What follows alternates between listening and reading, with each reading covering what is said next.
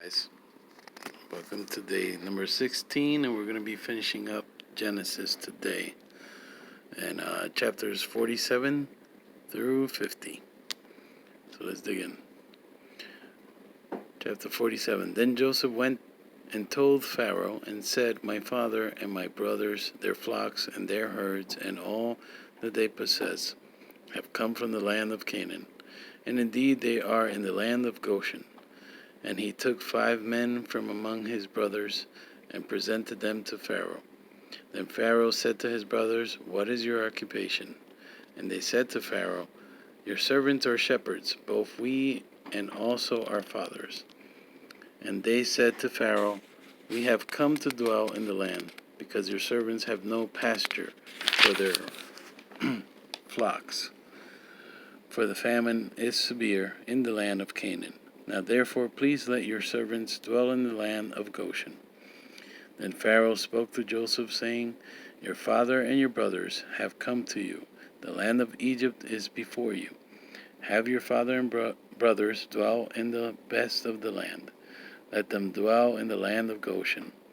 And if you know any competent men among them, then make them chief herdsmen over my livestock. Then Joseph brought in his father Jacob and set him before Pharaoh. And Jacob blessed Pharaoh. Pharaoh said to Jacob, How old are you? And Jacob said to Pharaoh, The days of the years of my pilgrimage are 130 years. Few and evil have been in the days of the years of my life, and they have not attained to the days of the years of the life of my fathers in the days of their pilgrimage. So Jacob blessed Pharaoh and went out from before Pharaoh. And Joseph situated his father and his brothers and gave them possession in the land of Egypt, in the best of the land, in the land of Ramesses, as Pharaoh had commanded. Then Joseph provided his father, his brothers, and all his father's household with bread, according to the number in their families. Joseph deals with the famine.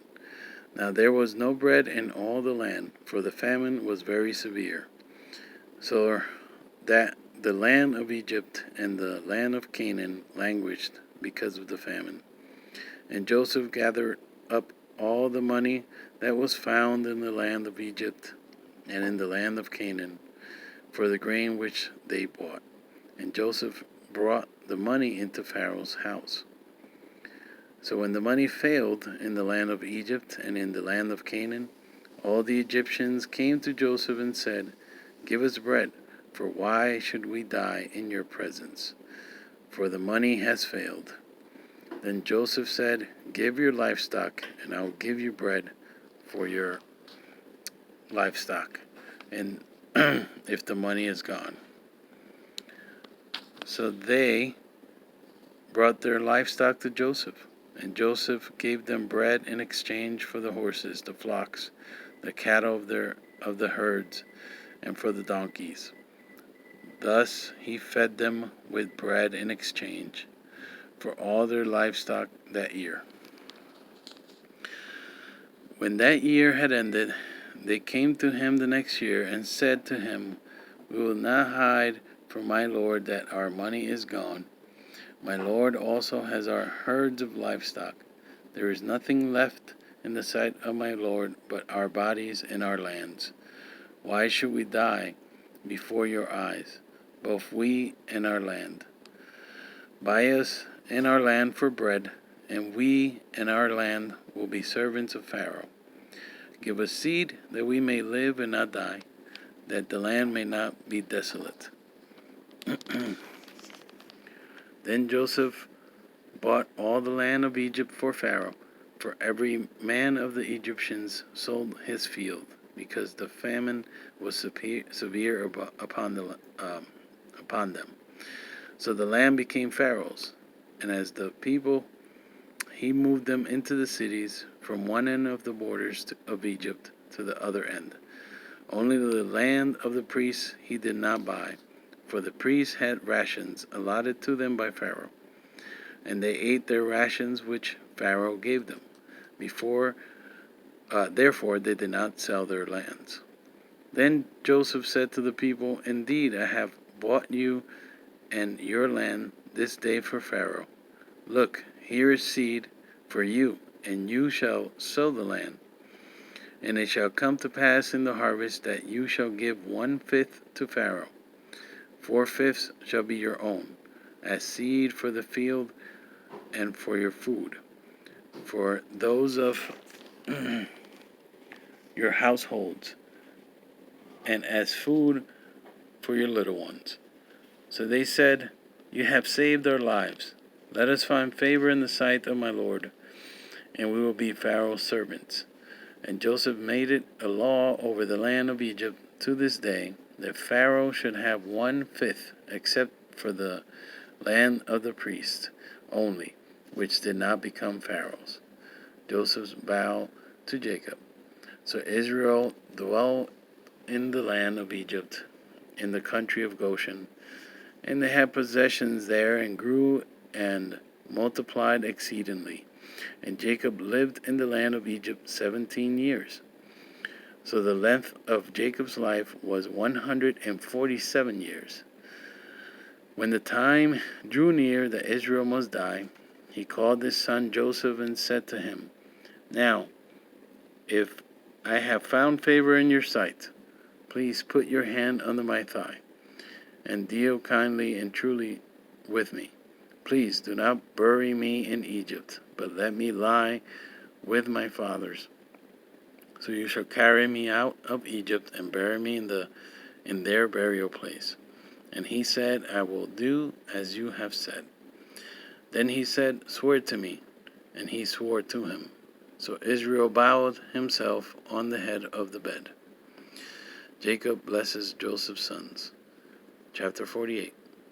Now it came to pass after these things that Joseph was told, "Indeed, your father is sick." And he took with him his 2 sons, Manasseh and Ephraim. And Jacob was told, "Look, your sons Joseph is coming to you." And Israel strengthened himself and sat up on the bed. Then Jacob said to Joseph, "God Almighty appeared to me at Luz in the land of Canaan, and blessed me, and said to me, Behold, I will make you fruitful and multiply you, and I will make of you a multitude of people, and give this land to you, to your descendants after you, as an everlasting possession. And now your 2 sons, Ephraim and Manasseh, who were born to you in the land of Egypt, before I came to you in Egypt, are mine. As Reuben and Simeon, they shall be mine. Your offspring, whom you beget after them, shall be yours. They will be called by my name of their brothers in their inheritance. But as for me, when I came from Padam, Rachel died beside me in the land of Canaan on the way, when there was but a little distance to go to Ephrath. And I buried her there on the way to Ephrath, that is Bethlehem. Then Israel saw Joseph's sons and said, Who are these? Joseph said to his father, They are my sons, whom God has given me in this place. And he said, Please bring them to me, and I will bless them. Now the eyes of Israel were dim with age, so that he could not see. Then Joseph brought them near to him, and he kissed them and embraced them. And Israel said to Joseph, I had not thought to see your face, but in fact God has also shown me your offspring. So Joseph brought them from beside his knees, and he bowed down with his face to the earth. And Joseph took them both, Ephraim with his right hand toward Israel's left hand, and Manasseh with his left hand towards Israel's right hand, and brought them near him. Then Israel stretched out his right hand and laid it on Ephraim's head, who was the younger, and his left hand on Manasseh's head, guiding his hands knowingly, for Manasseh was the firstborn. And he blessed Joseph and said, God, before whom my fathers Abraham and Isaac walked. The God who has fed me all my life, long to this day, the angel who has redeemed me from all evil, bless the lads, let my name be named upon them, and the name of my fathers Abraham and Isaac, and let them grow into a multitude in the midst of the earth. Now when Joseph saw that his father laid his right hand on the head of Ephraim, it displeased him. So he took hold of his father's hand to remove it from Ephraim's head to Manasseh's head. And Joseph said to his father, Not so, my father, for this one is the firstborn. Put your right hand on his head. But his father refused and said, I know, my son, I know. He also shall become a people, and he also shall be great. But truly his younger brother shall be greater than he, and his descendants shall become a multitude of nations. So he blessed them that day, saying, By you Israel will bless, saying, May God make you as Ephraim and as Manasseh. And thus he set Ephraim before Manasseh. Then Israel said to Joseph, Behold, I am dying, but God will be with you and bring you back to the land of your fathers. Moreover, I have given to you one portion above your brothers, which I took from the hand of the Amorite with my sword and my bow. Jacob's last words to his sons. Chapter 49. And Jacob called his sons and said, Gather together, that I may tell you what shall befall you in the last days. Gather together and hear, you sons of Jacob, and listen to Israel your father. Reuben, you are my firstborn, my might and the beginning of my strength, the excellency of dignity and the excellency of power. Unstable as water, you shall not excel, because you went up to your father's bed. Then you defiled it. He went up to my couch. Simeon and Levi are brothers. Instruments of cruelty are in their dwelling place. Let not my soul enter their council. Let not my honor be united to their assembly. For in their anger they slew a man, and in their self-will they hamstrung an ox. Cursed be their anger, for it is fierce, and their wrath, for it is cruel. I will divide them in Jacob, and scatter them in Israel. Judah, you are he whom your brothers shall praise. Your hand shall be on the neck of your enemies. Your father's children shall bow down before you. Judah is a lion's whelp. From the prey, my son, you have gone up. He bows down, he lies down as a lion, and as a lion who shall rouse him?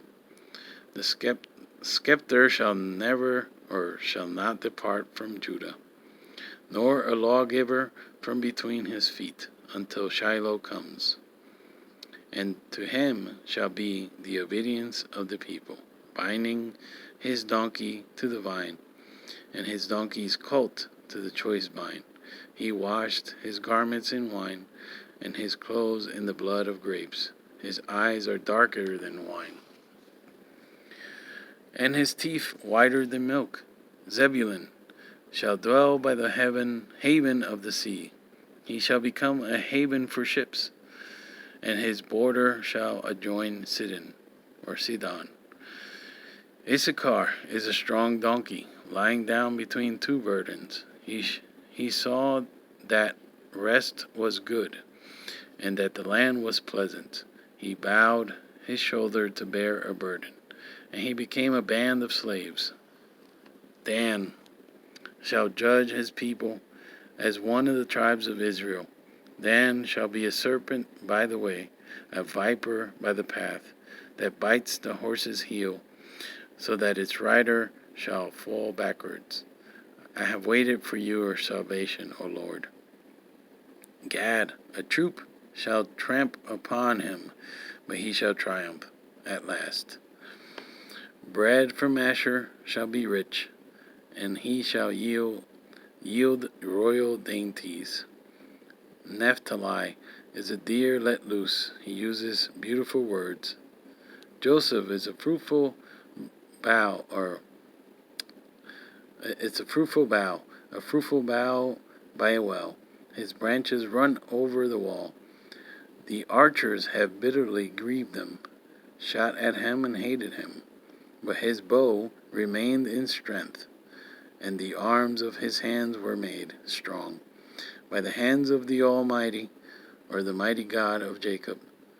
From there is the shepherd, the stone of Israel, by the God of your father who will help you, and by the Almighty who will bless you with blessings of heaven above, blessings of the deep that lies beneath, blessings of the breast of the womb. The blessings of your father have excelled the blessings of my ancestors. Up to the utmost bound of the everlasting hills, they shall be on the head of Joseph, and on the crown of the head of him who was separate from his brothers. Benjamin is a ravenous wolf. In the morning he shall devour the prey, and at night he shall divide the spoil. All these are the 12 tribes of Israel. And this is what their father spoke to them. And he blessed them. He blessed each one according to his own blessing.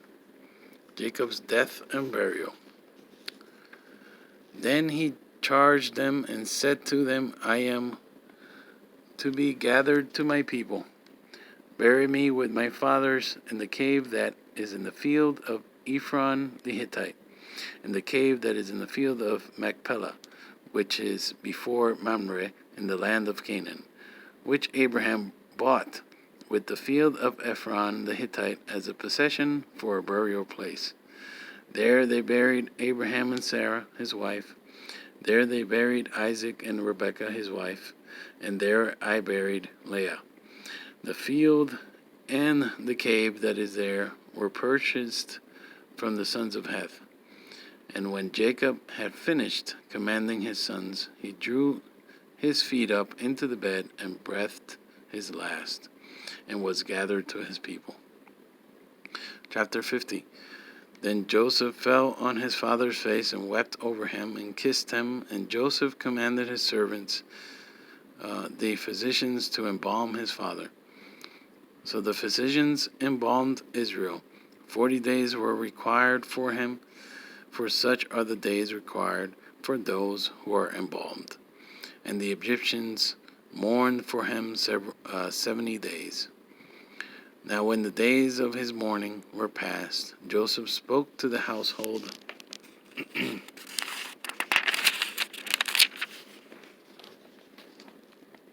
of Pharaoh, saying, If now I have found favor in your eyes, please speak in the hearing of Pharaoh, saying, My father made me swear, saying, Behold, I am dying in the grave which I dug for myself in the land of Canaan. There you shall bury me.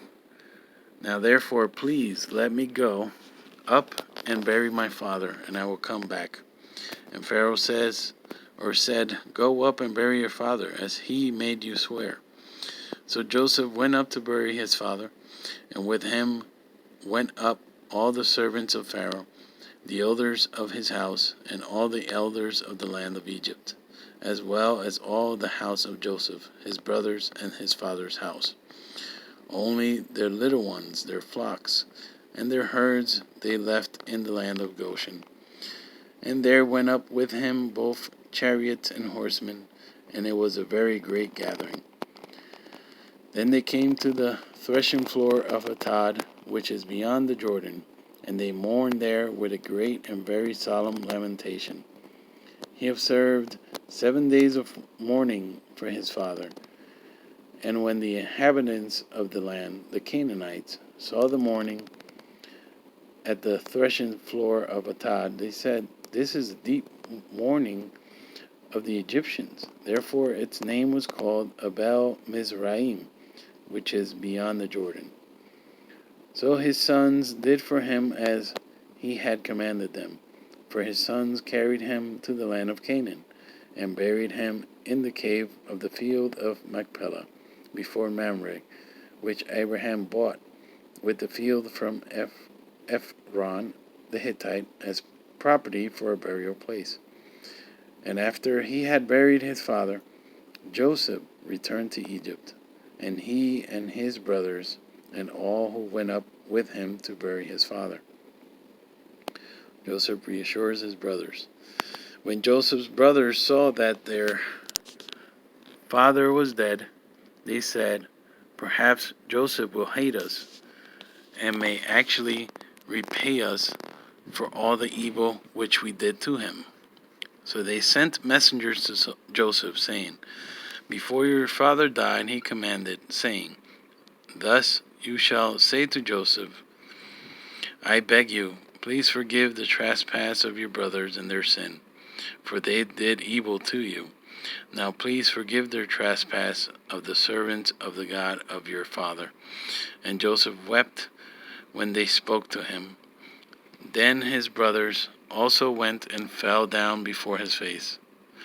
And they said, 'Behold, we are your servants.' Joseph said to them, 'Do not be afraid, for am I in the place of God? But as for you, you meant evil against me, but God meant it for good, in order to bring it about as it is this day, to save many people alive. Now therefore, do not be afraid. I will provide for you and your little ones.' And he comforted them and spoke kindly to them." The death of Joseph. So Joseph dwelt in Egypt, he and his father's household, and Joseph lived 110 years. Joseph saw Ephraim's children to the third generation. The children of Machir, the son of Manasseh, were also brought up on Joseph's knees. And Joseph said to his brethren, "I am dying, but God will surely visit you, and bring you out of this land to the land of which he swore to Abraham, to Isaac, and to Jacob." Then Joseph took an oath from the children of Israel, saying, "God will surely visit you, and you shall carry up my bones from there."